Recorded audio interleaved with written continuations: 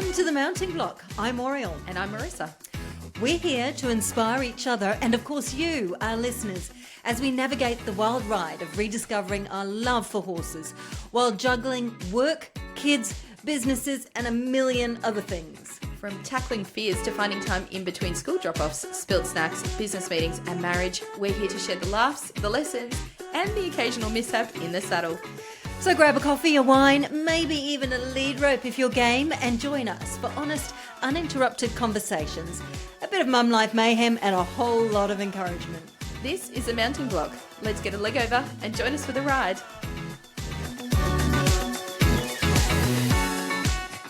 We're back. Hi, Oriel. Hello, everyone. Did you come back with an American accent after being away so long? Not quite.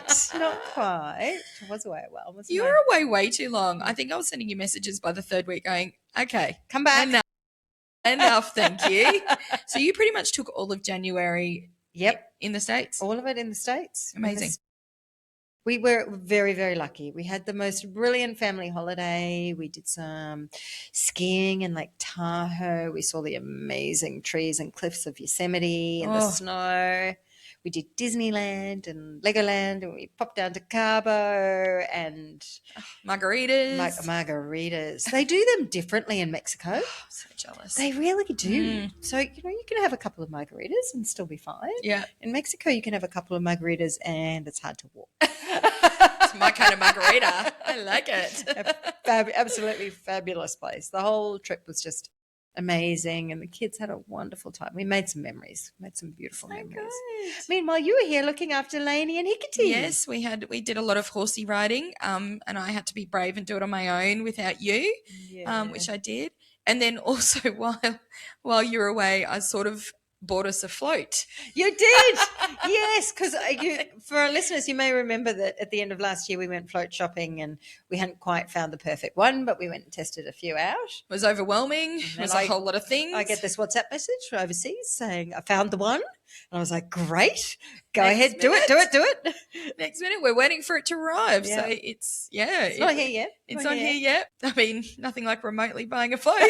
Even from America. Yes, even you could do it from America. But yeah, it was a long time without you, and I was very ready for you to come back. Having said that, it was god-awfully hot. Yes. And it wouldn't have been particularly pleasant for us to be doing a lot of horse riding during the day. We're doing a lot of afternoon rides and very early in the morning. Yeah. Because it was very gross.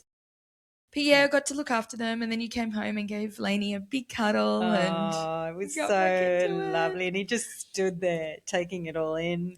And then I was telling you, I was standing there, I was giving Lainey this big cuddle, and he's an ex-thoroughbred, or ex-racehorse rather. He's a thoroughbred, and he doesn't like to stand still for very long, but he was just standing there. He was just standing. It was like he was soaking it in. So I was standing there holding him, and then I just felt this presence behind me.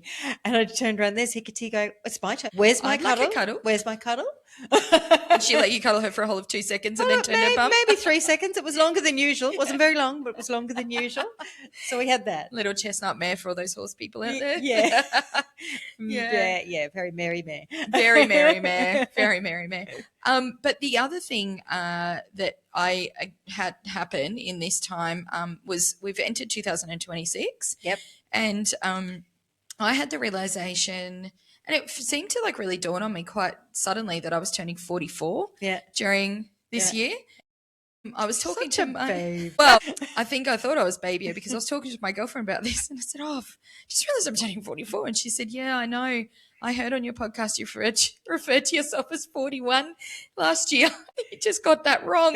So I'm going to have to find that episode where I have lied about my age. But not on purpose. Not on purpose. Because in your head you were I've just 41. 3 years of So this is the year of 44, and it dawned on me. And we're not 10 years apart. We just always think of ourselves as 10 years apart. I'm 51, you're 41. That might be why. I think I took your age and just subtracted a decade anyway. So that was a bit hilarious. She's older than she looks. But yeah, so it's been very wonderful to have you back. We've got so many guests lined up, haven't we? We do. The end of last year, we had so many amazing people reach out to us and get in touch and say they'd love to be part of the conversations that we're having, and that we're having really positive feedback about the fact that it seems a very relaxed podcast and people feel comfortable coming on and chatting about all different things. So we are really excited to have some fabulous friends. Sorry, I just thought of something that before we go to our guest, I wanted to mention. You may notice that Marissa is wearing this lovely T-shirt. Oh, yes, for those who can see. TMB Riding Club. TMB, the mounting block, just for those of you who didn't pick that up. And the little logo. And that's one of the first things that Marissa showed me when I got home. Oh, yes, I had a surprise. I had some merch to show her. Made us T-shirts. We have T-shirts on. So that's all a bit fun. It is fun because there's going to be much more coming. Yeah, we've got lots of fun things. Lots of fun, pretty things that we like. Yeah, not immediately, like not tomorrow. Yeah, I've got plans. 2026 is going to be a big one for the mounting block, not just for the podcast, but also for lots of other things. We really want to be out there and help people get what they want and all of those sorts of things. Yeah. For older riders, one's 44. 44 and above, or 44 and below, because we also want to do some stuff that matches mums, daughters, that kind of stuff. Fine. Yeah. So we won't give too much away. But lots of fun things planned. Yeah, very cool. Yeah. So, do you want to talk about? Yeah, very excited to have our next guest. Dr. Camille is going to be joining us in a minute. Dr. Camille is PhD, she's a medical researcher, and she's very invested in helping mothers in particular get past the unrealistic expectations and the guilt of motherhood that motherhood brings for all sorts of different reasons. And, any mothers out there that are listening to us, in fact, probably any fathers too, to be honest, that are out there listening to us. I love that you always throw the bone to the men. Well, you're just very good at that. They do feel it too, right? Yeah. They do feel it too. Not on the scale, I do not believe. I think she just did a grandma snort. But yes, let's give the boys a prop. Oh, you know what? That song comes into my mind. Let's hear it for the boys. Oh, let's hear it for the boys. No, let's not hear it for the boys. Anyway, but she is about mothers. She actually is about mothers. She is. She's about mothers. She did not mention fathers in her bio. No, she did not. No, she did not. But she's fabulous. So let's bring her in. Yeah, let's have a chat about mother guilt. And we are welcoming Camille, which we're very excited to talk to you, Camille, because we have been speaking with you since last year and hoping to tee up a time because you have some amazing topics to talk about. So welcome to the podcast. Welcome. It's good to have you with us. Thank you so much for having me here. That's so exciting to be here. And I feel like I want to call you Dr. Camille. Yeah, I feel like that's you're a PhD. You're a PhD, and neither of us are PhDs. No, we can't use the word doctor in front of our name, so I think that's yet doctor of I don't know. Okay, doctor of drinking wine. Camille is fine. Okay, love it. Okay, Camille. And whereabouts are you from originally? I'm from France. I figured maybe that was the case. Paris? Near Paris. So I was raised in a very, very tiny village, like 2,000 inhabitants. Wow. And 1 hour from Paris, and then moved to Paris to study, and then moved to Brisbane 12 years ago now. How did you end up here? So after my PhD, I did what we call a postdoc. It's we go to another lab overseas and do some research. And I heard so many good things about Australia. I wanted to go to Australia. So and you're still here 12 years later. Yeah, I love it. Yeah. Oh, that's amazing. A much quieter lifestyle than Paris, for sure. Yes. But maybe more bustling than your village with 2,000 people. You found a happy medium. So you do coaching with people. Is it particularly women? And a big part of it is around overcoming mum guilt. Is that correct? Yeah. So I work with mothers. And I work around topics that are work-life balance, and so all the juggles that comes, and a lot of stress and overwhelm. And and we talk about emotions, and one of the emotions that comes up frequently for moms is guilt. Yeah. There's guilt associated with almost everything we do. It's like if we're working and we haven't been able to attend a school function, or we're not bringing in money because we're attending the school function, or it doesn't matter which way you look at it, there is so much guilt. You're disappointing someone. That's how we feel. And then guilt for a big part of this podcast is about the fact that we have engaged in a hobby and taking time out for ourselves. And probably the guilt in that is I think it's probably grown a little bit for me because we're taking once upon a time when we started this, it was once a week. And now we're probably taking a little bit more time than once a week, spending a little bit more of our weekends doing our hobby. And I've probably felt that guilt recently more than I ever have. It was justifiable when it was once a week. Now I'm feeling like, oh gosh, I'm really pushing into some family time. But there's also guilt for people who like you're conflicting priorities in people, right? So you could feel guilty because you're not doing the right thing by work necessarily, not just guilt towards your family, right? So it's heavy. Yeah, it's that what I hear women say is that no matter what they do, they feel guilty. Yeah. So they will feel guilty of leaving their child at daycare to go to work. Yep. And then they will feel guilty of leaving work early and leaving their colleague like back up the work while they need to pick up their child. So no matter what they do, they feel guilty. Yeah. So is there an answer? I mean, what is the answer? Where's the magic wand here? How do we not feel guilty? Well, I think that not feeling guilty is maybe something unrealistic, but we can certainly lower it and understand it better. I mean, the first thing I would say when we feel guilt, it's like with every emotion is acknowledging it. Like it's not going to go away if we ignore it, if we push it away. It's just acknowledging that there is guilt and naming it. It helps with processing it. And the second thing that I would say when we feel guilty is offering ourselves some self-compassion. And so it involves kindness for ourselves, but also remembering that we are not alone in that. Like we just said it, like so many other moms feel guilty. Yeah. And that's such a common experience in motherhood, and motherhood is really hard. And just reminding ourselves that it's hard and we're not alone in this. We're not alone. Yeah. I think, yeah. But then, some people make it look so easy. Yeah. What's that about? Yeah, guys, if you're one of those people out there that make it look easy, can you call in, email us and tell us why you make it look easy? Because I want to know the secret. I want to know the secret as well. And there are people out there that do make it look easy. And we feel like that we should be able to do everything. And I get home from a sporting activity later in the evening and I think, can I just go to McDonald's on the way home? Yeah. And then I think, I wonder how who else is going to McDonald's? Well, they probably got really healthy meals on the table. Are they watching you go through McDonald's? Go through McDonald's thinking, I know that person. She went to McDonald's last week. I saw her. Or like you bought a frozen meal for your kids. And there's no guilt in giving your kids frozen meals sometimes. I think you're pointing out so right spot on the expectations that we put on ourselves that are just not realistic. So, I mean, if someone makes it look easy, first, it doesn't mean that it's easy for them. Yeah. That's a very good point. And I'm sure that other people look at you and think that you're nailing it and it looks so easy for you. I'm not sure anybody thinks so.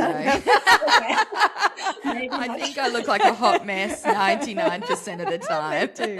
Me too. But yeah, most of us, we never know what's happening for a person. So it might look easy for them, but actually it's not. Yeah. And this comment about the frozen meal, it's what are these expectations? Why is that a bad idea to get a frozen meal? If you can cut yourself some slack and and be more relaxed with your kids, that's actually an excellent idea. Yeah, so you're in a better mood. Your kids are happier because you're happier, and you might not yell at them or get cross with them over something that potentially you wouldn't have had you been less stressed. Is that what you're saying? Yes, that's exactly it. Is that we're holding ourselves to such high expectations that partly due to society, and how we feel others might view us, but some of them are also things that we put on ourselves. And by putting all these expectations on ourselves that are just unrealistic standards, nobody can live up to them, we're just adding so much stress in our lives. Yeah. So what about the guilt where you have acted out at your child and you haven't behaved in the best way of a parent could behave? So I'm talking about a scenario where gotten frustrated, I've yelled, I've been really annoyed, I've probably not been, the most calm, attentive mother that I should have been in that moment because my frustration boiled over, didn't regulate myself the way that an adult should. It happens, and I then feel, then the child is saying, I'm sorry, and it's all great, get through it. But the guilt that hits afterwards on those when they're asleep or and I just rip myself apart. Yeah. And I know a lot of people that do that. So how do we push past that? Yeah, so I think you pointed out something. So guilt is here to signal that there is something that maybe we've done something wrong by our standards, by society standards, by whatever, and we need to repair. So as you said, if you yelled at your child, well, go and repair. This guilt is giving you this indication. Repairing is important. Yeah, the repair. So it's actually the guilt. In this instance, I would call it healthy guilt. Healthy guilt, if it pushes you to repair, and if after the repair, you reconnect and you're back to normal, I would say. Not if you rehearse this overnight and you can sleep about it, which is different. Yeah. But this little push of guilt that tells you, oops, I shouldn't have yelled, and now I'm going to repair. This one is healthy guilt. Where it's happening for moms is that often they have this guilt that when they've done nothing wrong. So we talked about the guilt of going to work or disappointing people. Sometimes it's just that we've done nothing wrong. There is nothing to repair, but we feel the guilt anyway because of these unrealistic standards. And I think that when it's coming up, keeping you awake at night and you rethink about the conversation and you rethink about what you've done, even after you repaired, I'm wondering whether it's shifting into shame. So there is a big difference between guilt and shame. Right. So, guilt is about the action and shame is about the person. It's about who you are.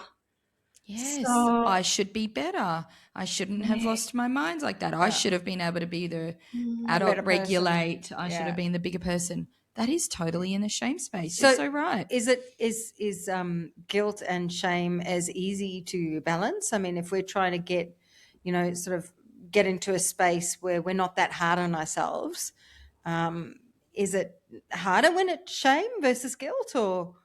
So shame will alter your self-esteem. So guilt is really, I've done something wrong. Yeah. I've done something wrong, but I'm a good person. I'm a good mother. Yeah. I've yelled at my child, and this was not great. So I need to apologize, but I'm a good mother. Yeah. This doesn't define me as a mom. It's not because I've yelled. That was when we spiral into shame, is I'm a terrible mom because I've yelled and I keep yelling and I can't stop myself and I don't know, I'm going to mess up my child and all these things. When it touches you at your core, this is shame.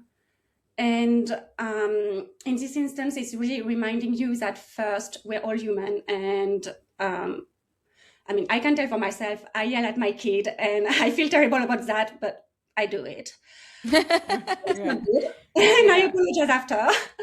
But it doesn't make me a bad mom. No, because we all do. I mean, I think I know a single person that doesn't or hasn't. Yeah, I know. But does it knowing that doesn't actually make me feel better? No. So I guess what I'm looking for is but you're right. The repair is important. It's probably acknowledging that it's moved into a shame space rather than guilt, and let's not spiral the shame into a total exaggerated state. Just isolate it a little bit more. Is that what you're essentially saying? Yeah, it's really just thinking about, okay, I'm a good, so there is a mantra, and that's from Dr. Becky. I don't know if you, but she has this mantra.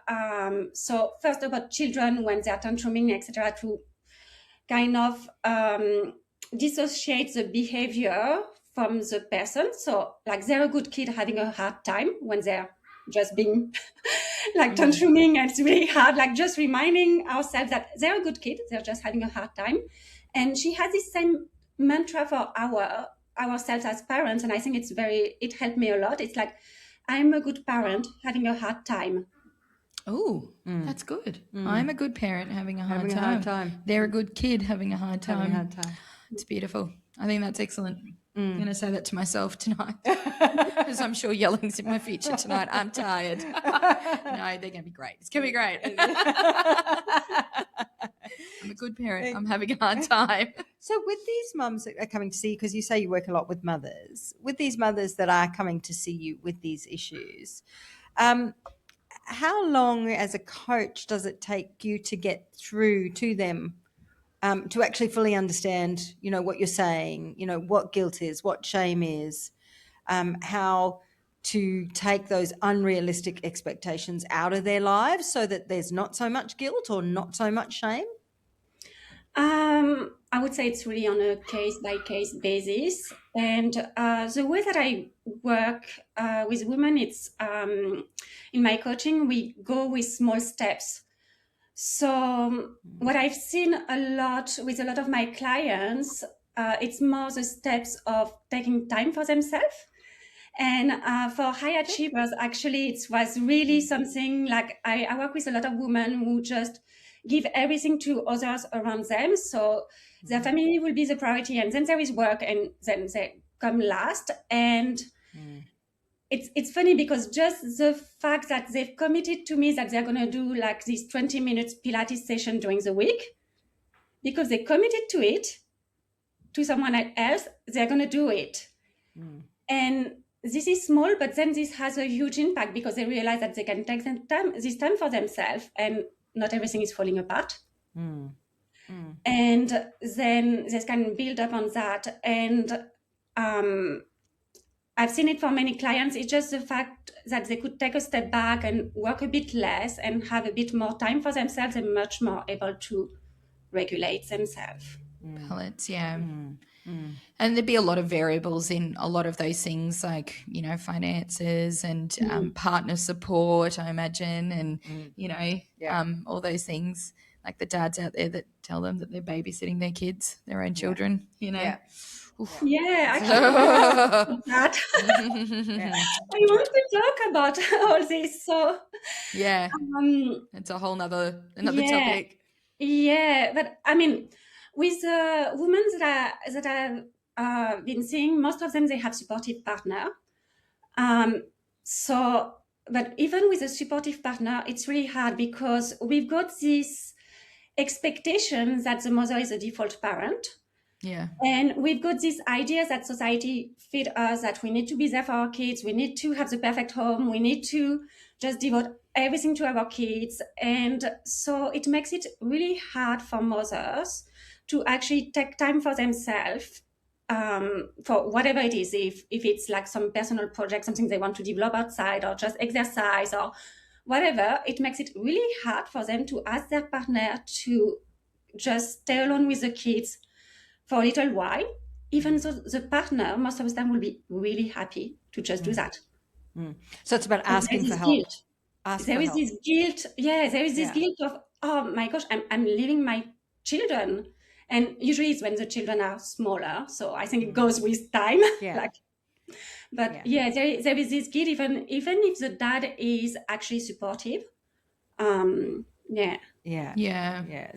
it is know when to ask for help, whatever age your child is.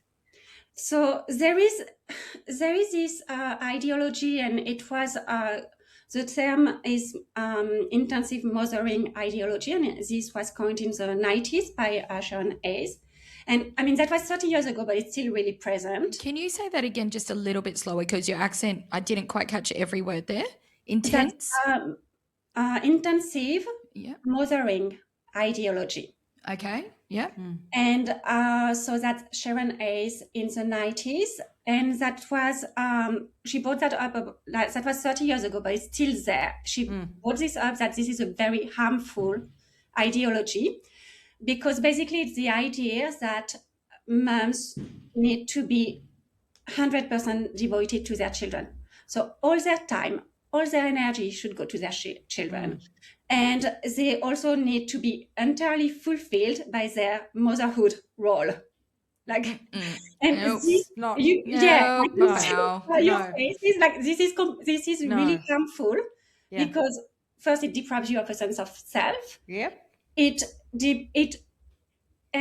we have internalized it, and so we have the internalized this that we shouldn't have our needs because our children should come first. And that makes it really hard for women to advocate for their needs because then even if it's subconscious, like it's not necessarily conscious, it's like, yeah, but if I put my needs before my children, I'm a bad mom.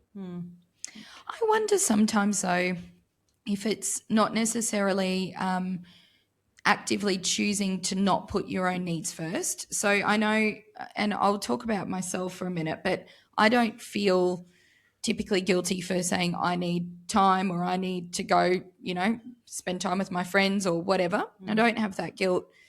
But what I think a lot of it is in a lot of people's lives is patterns.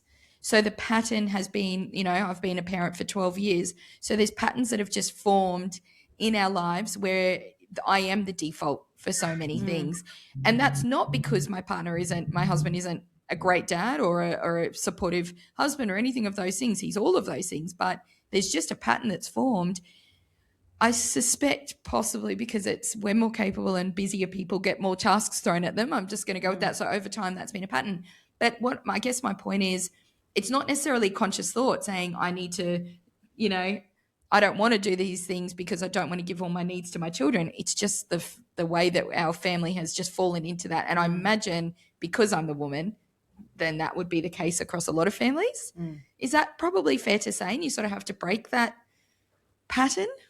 Yeah, so I mean, the gender norms are still there, like the woman is the default parent, like the mother is the default parent, and she's also the default household manager. And that's huge. And it just falls on us by default. Yeah. And it's actively breaking those gender norms. It's hard. It's really hard work.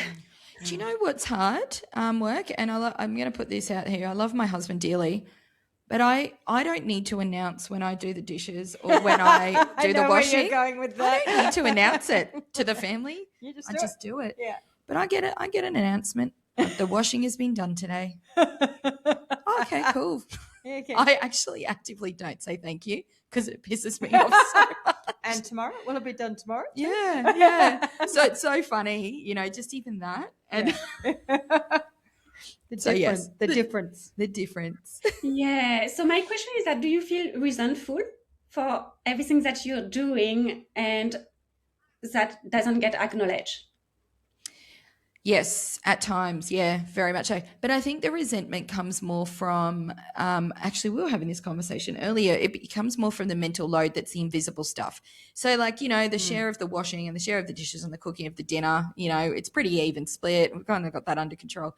I'd actually like him to take all of that because of the mental load that I carry with all the other stuff, the coordination of the logistics, the co-curriculars, the making sure the homeworks, the things that all of those parts of life that are just invisible tasks, those washing and dishes and cooking, they're big tasks. They're big, obvious things. Yeah. They have to be done. They have to be done, but they're in your face. Yeah. So it can look like you're doing a lot when you're doing those things. Yeah. But the rest of it, the invisible stuff, is actually the stuff that I probably feel more resentful about because kind of he doesn't get it. He doesn't get that element, no matter how many times I try to explain it.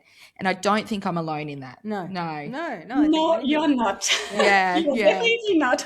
Yeah. And there has been some tools that have been developed for that. I think it's called Fair Play. So there are some cards where actually you divide, like you have lots of cards about all the things that you might need in a household, and you divide it. Okay, what is your pile? What is my pile? And it makes it very visible. So you divide it into tasks. So each person does a task. Yeah, but what we are looking at also, it's not just a task. Like we are talking about the management, because if you think like in a company, the managers, they are the ones that are the most important roles. They are highly paid, they're highly recognized, and they're not doing the work. They just delegate it. Yeah. But in the house. We manage it. We are not recognized for it at all. Nobody sees it. We are not highly paid for it. Absolutely not. And it's not even seen, like it's not even recognized. Yeah. And many women don't even notice it for themselves. So you're aware of it. So at least you know that it's there. But some women, they don't even realize how much it is. And then they just blame themselves. They think that they are not doing anything and they don't understand why they're so exhausted. But yeah. So what do these cards do? Are these cards like, organize kids' activities, or, read the school newsletter? Organize the diary, do the shopping list. Or, Is it stuff like that? Is it stuff like that? And then each person has a pile and then just does it? I haven't done it, so I don't know. I've heard about it several times, so I think it's called Fair Play, but I can Google it and send you the link after. Yeah, that'd be really interesting. But I heard that was really a good tool to divide the invisible load. I don't know how much of this is there. So the invisible load, we are talking a lot about the mental load, but there is also the emotional load. And I think this one is even trickier to be seen. Yeah. Like all the tantrums that you avoided because you can feel them coming and you just hear and you're attuned to the children and nobody will see that you avoided a tantrum. Yeah. But that's exhausting. But so right. On the flip side of all of this, so I'm thinking about this fair play, if it's what we think it is, what we think it understands it. And I'm like going, oh. Well, because once you hand a task off, you can't relax that it's even been done? Yeah. I know. But no offense. No offense. It's the truth in my house too. Oh, and mentally, and not just you're still hanging on to it. Not just has it been done, but has it been done properly? Okay, so that's where you need to let go of if it's done, it's done, and we have to accept standard. I know the answer to that one. Yeah. I know the answer to that one. Not easy to do though. No. You got to let it go. You can create some SOP around what does it mean to have the kitchen clean. Is that just like wiping the benches, or is that like cleaning around, I don't know, like the toaster just the dishwasher. Or whatever? Yeah. Like, be really specific around what this means. Yeah. And does everybody know who did that task? Because it wasn't me, because it wasn't done properly. Yeah, it's so true. But I do think there's probably an element of control freakness there that needs to be 100%. So you can't maybe you can't have it like both I mean ways. Our learnings out of this potentially is maybe we can't have it both ways. Both ways. Yeah. We have to, if the task is being handed off, we have to accept it's not going to be done the way we want it. Yeah. The dishwasher won't be stuck the same way I'd stuck it, but it's still getting done. It's still getting done. And then if you reach out even further than that, the fact that we then feel stressed because we have to do everything actually lands back on us because we're not giving that control over. Yeah, that's so right. Is that fair? So that's the thing, that there is a lot of letting go and accepting that actually things do not need to be done to this high standard. Mm-hmm. Like our house can be messy, kids will still be happy. That's fine. Yes. Like we can have a frozen meal. That's okay. We can even have cereals for dinner. Like that's fine. I mean, not every dinner, but if you're exhausted, you had a very hard day, that's fine. Yeah, I've just taken recently. Actually, it's been quite a nice change on the nights when you've just given up on parenting. It's usually a Thursday or a Friday, like by that stage, and I just say to my kids, "It's whatever you want that is within the pantry. You cook, go nuts." And it's been so good because it's interesting. Sometimes they'll cook things together that they both agree on, and they'll do that together. And sometimes it's completely random. One will have Nutella toast and one will have rice and beans and tuna. I don't know. It'll be completely random stuff, but it's actually been so good to let them do that and to have that break because I just go, well, there's food. I don't want to cook it. Yeah. It's like that beautiful week between Christmas and New Year, you know, when you don't really cook, you just eat random stuff. And, you need a random Christmas, New Year night in your life every week. Yeah. I couldn't do that with my children because my children's dinner would consist of Zupa Dupas, ice cream, biscuits, lollies if there's any lollies in the house. There's some parameters. I mean, Nutella toast, it's not the most nutritional dinner. But is it going to hurt them for one night if they had Zupa Dupas and ice cream for dinner? It might hurt me though. Yeah. Maybe some parameters. You're not allowed to go into the freezer section.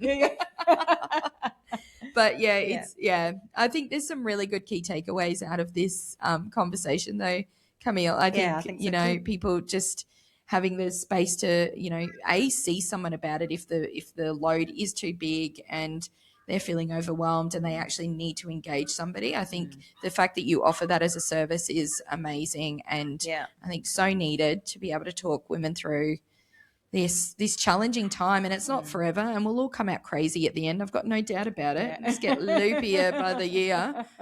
So let's not judge anyone at the end of mothering. Yeah. Yes. It's important. Absolutely. And just remember, we're not alone. We're not alone. We're not alone. No. Yeah. We're not We're all alone. going through it, and similar guilt and all of that. Yeah. But the guilt to shame information was fabulous. That's really interesting. Divvying up tasks and trying to let go. Control freakness. I like it. I would like to add something actually about gender differences and the expectations that we put on ourselves. If you think about it, a dad will be praised for doing the exact same thing that a mother will be criticized upon. Yeah.